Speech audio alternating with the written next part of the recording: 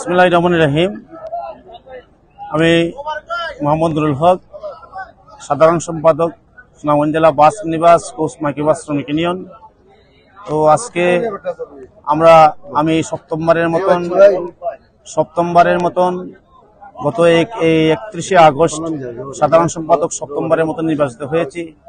আজকে 3 তারিখ আমাদের এই শপথ গ্রহণ অনুষ্ঠান সম্পূর্ণ হয়েছে।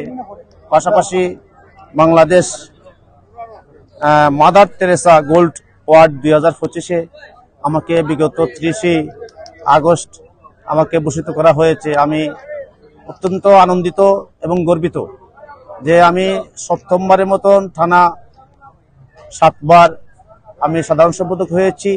পাশাপাশি আজকে মাদার তেরেসা 2025 এই পুরস্কার প্রাপ্ত হয়েছি। সেটা আমার সুনামগঞ্জ জেলা বাস নিবাস কোচ মাইক্রোবাস শ্রমিক ইউনিয়নের অর্জন।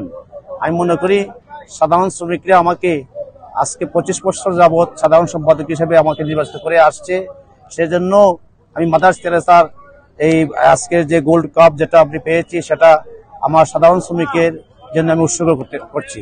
ধন্যবাদ সবাইকে।